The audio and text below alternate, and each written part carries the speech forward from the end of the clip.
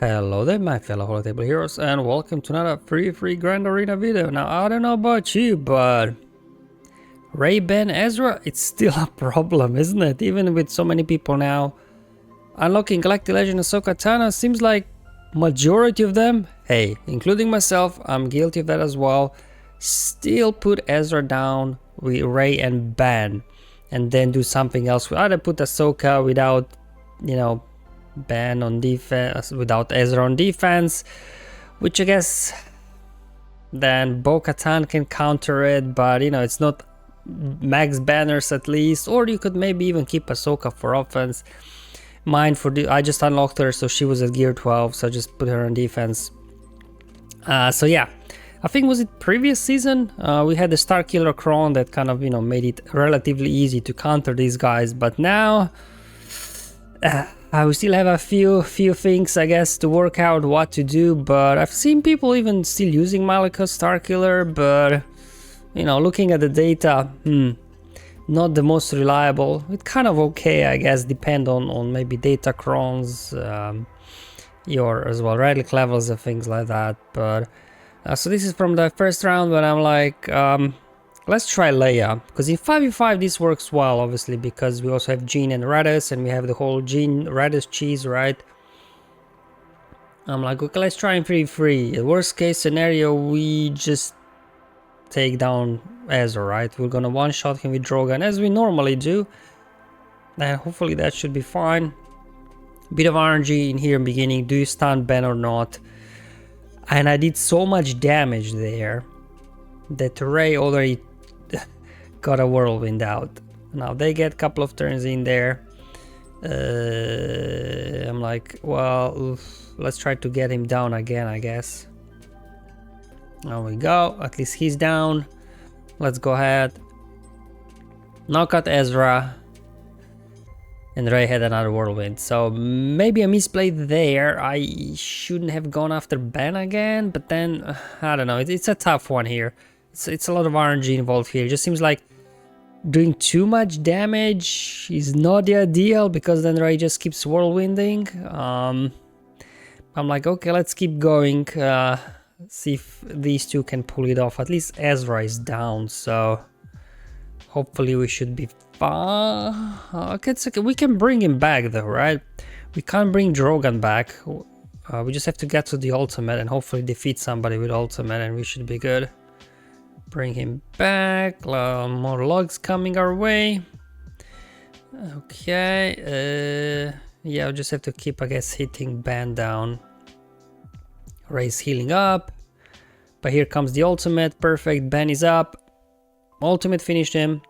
We got R2 back, but not Drogon, because obviously he was defeated by Whirlwind, and Whirlwind prevent revives. Now, banner-wise, 54, not too bad, but I don't know, man, that felt a bit dicey. So when I faced Rey Ben Ezra next time, I went to Insights and just to see like what is the most reliable counter outside of a mirror match. And apparently this, Kylo Brood Alpha and B1, it's more reliable, at least data-wise, than Hux and Dark Rey. I'm like, okay, let's give this a shot. I mean, but when you think about it, we have a summon tank that we can resummon, so, you know, nobody dies with the whirlwind, the first whirlwind from Rey. And then B1, right? Every time he's hit, he loses 8 stacks, so even he can eat up a whirlwind, no problem. So I guess it kind of makes sense that this statistically would be the most reliable counter. I'm like, sure, let's give this a go, I guess. Get above this spell. What am I doing? I guess trying to get inspiration of Rey. Okay, I'll just do an AoE, I guess. Okay, here comes the whirlwind. That's fine, we can bring our summon back. And here I was like trying to manage whirlwinds better. Okay, we got buff immunity over there. Let's get a stun on Ezra. We'll just keep him stun locked so he can't do anything at all. Let's get back our summoned tank. Go ahead, heal up. Okay, and there we go. Here comes Rain the ultimate. We'll just do a swipe there. Okay, I mean, so far we are hanging in there, not doing a whole lot of damage though, but remember, Kyle will ramp up. Okay, so we lost our tank, we lost the Brood, okay. Ben was actually playing this quite clever, to be honest. I'm like, well, we have to take care of Ezra first before we actually try to attempt anything else. Alright, let's do a swipey swipe. Okay, here comes a whirlwind. Man, Ben. He kept blinding my Kylo, or putting healing immunity, sorry, on him. I'll just do a basic damage immunity. There you go, B1 eating up those whirlwinds. Here I was like, do I go ultimate? I don't know, I decided to go ult. But I probably could have waited, maybe just stunned Ben again, instead of letting him go loose and then wait for the ultimate until Rey goes into ultimate. So again, a bit of a misplay here on my part. Again, I was doing this team for the first time, so if I would be playing this again, I think I would manage it a bit better, because as you will see in the end, Rey just about finished B1, and this cost me a couple of banners, so it's gonna be a 50 banner win, whereas it should have been 52 probably if I played correctly. So not probably as good banners as Leia, but in one way at least it kind of feels safer, maybe, I don't know. Just wanted to share this counter with you as well, in case like you don't have Leia, or you know, you have Kylo more as your only galactic legend, then you know you can do something with him as well, even without Dark Rey. So you know, good to have, I guess, this option in your bag in case you need it. Alright, let's move on from Kylo on offense to Kylo on defense. This is the first time I think in 3-3 I personally at least faced Kylo on defense, but again, I haven't been playing my Grand Arenas lately. I've been skipping like 2 weeks a season, 1 week a season at minimum. I'm just struggling to keep up with Grand Arena these days, but I decided to do Bane because statistically again speaking, this seems to be quite reliable. You will also notice my Datacron has like 60% health, and obviously Bane loves health. Yeah, let's do some of that. Okay, alright, sure. Okay, oh, they got fear on my Bane. That's not good. Come on, I'm feared again, yikes. Oof. Alright, we had a good start, but kind of we came to a halt right now. Once Rey started taking turns. What? This wasn't enough to finish off Rey? Are you... Alright, come on, that should finish off somebody. Ah, man, Bane. Alright, he pulled through 55 banners, but for a moment there I thought I was in trouble with all that fear.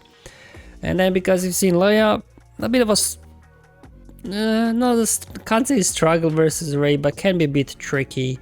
I decided to use her then against Kenobi in one of the rounds. I haven't done this before, so probably again some misplays, probably lots of misplays in this video, as you will probably let me know in the comments below, but just a lot of stuff I was trying for the first time because again, haven't been playing really Grand Arena lately all that much. So I'm just trying to learn new counters or remember like the old ones. I'm like, what am I doing here? She's got damage immunity, I don't know, I guess do some of that. Okay. Yeah, because good thing with Leia, I guess Leia stops cooldown manipulation, so it'll take a while before Commander Ahsoka Tano gets her Force Leap, so it gives you enough time to hopefully take her down before she does that. But let's see. Okay, I will just keep, I guess, hitting Commander Ahsoka, get above this spell. There we go. Crit damage immunity there, a little bit annoying from Kenobi.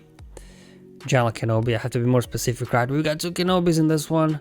Almost got Ahsoka down. Just one more hit, come on, that should do it. Oh, come on, there we go, double tap, nice. Oh, I didn't know Drogon double tap, so shows you how much I know about some of the units.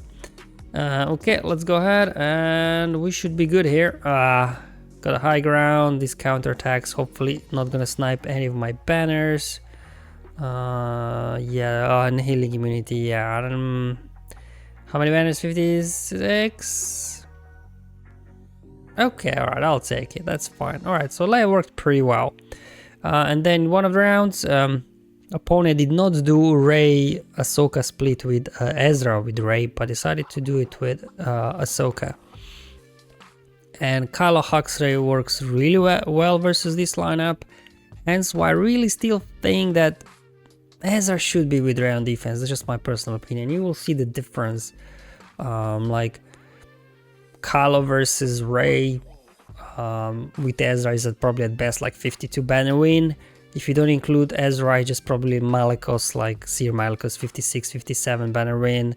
And even this is going to be a high banner win. So I guess it depends your strategy. But if you're going for, you know, banner sniping, I think you're definitely better off putting Ezra with Rey.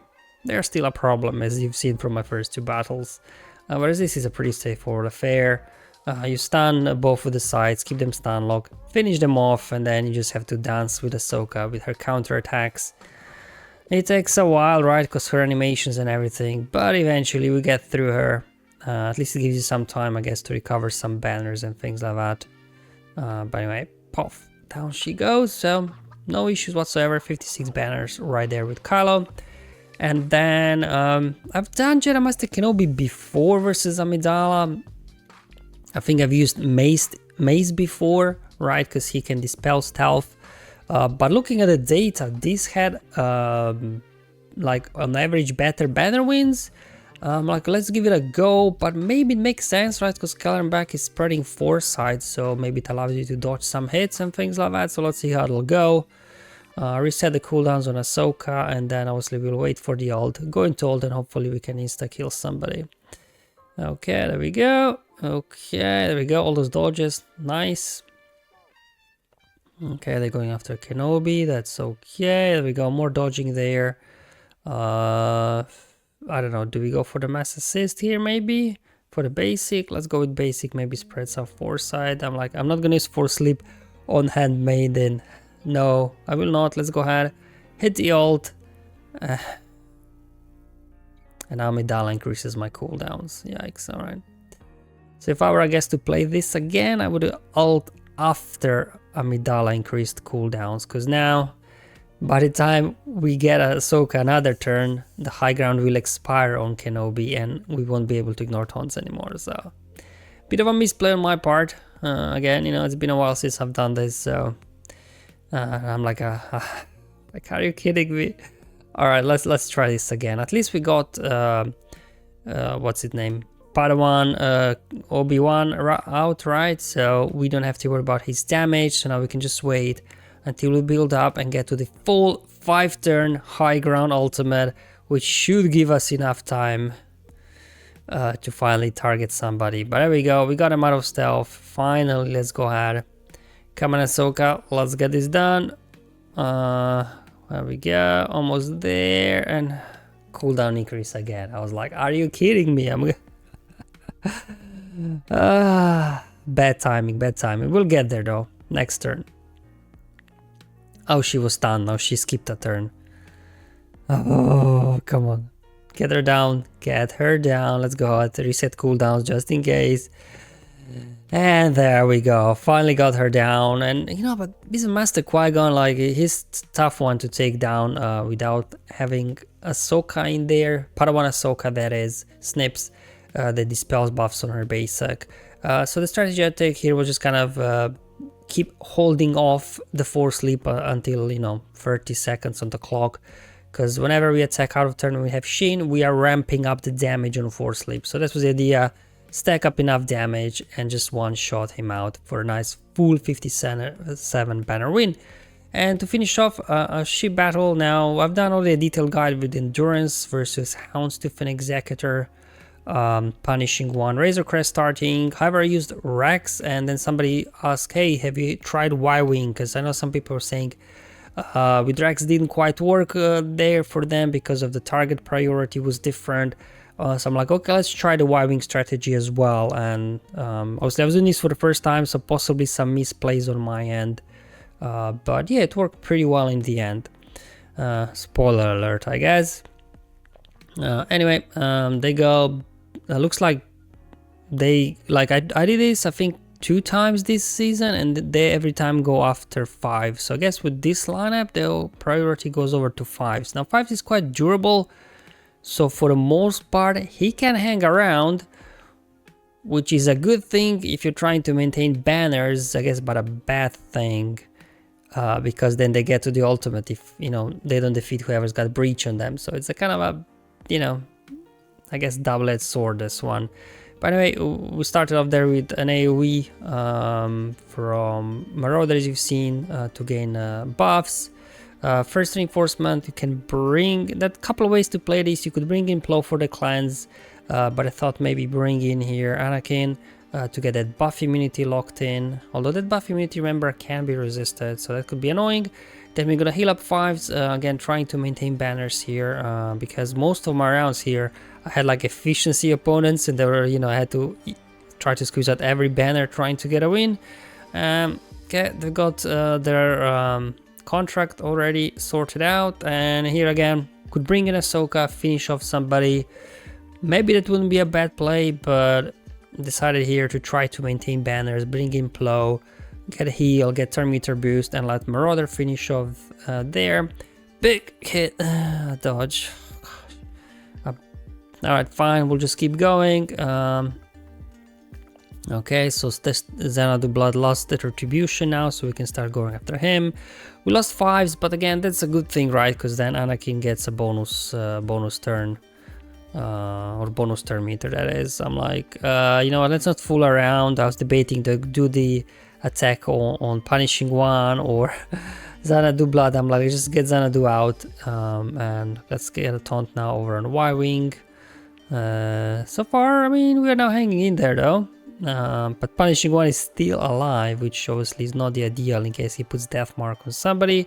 Here I'm going to go ahead, target Razor Crest, hopefully land healing immunity so it doesn't, you know, recover health and protection whenever we do get him down.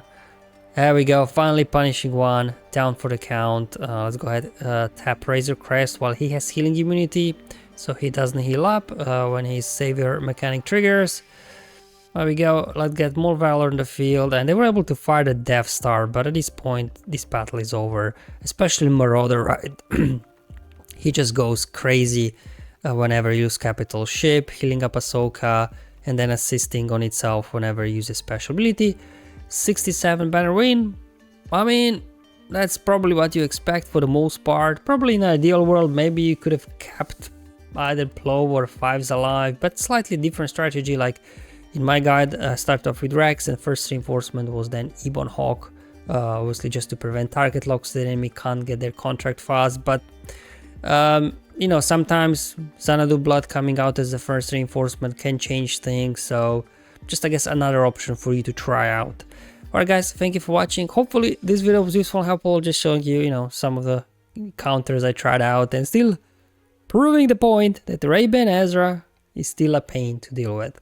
Thank you for watching guys, I'll see you in the next one. But until then, have fun, enjoy your life, and may the RNG be with you, my friends.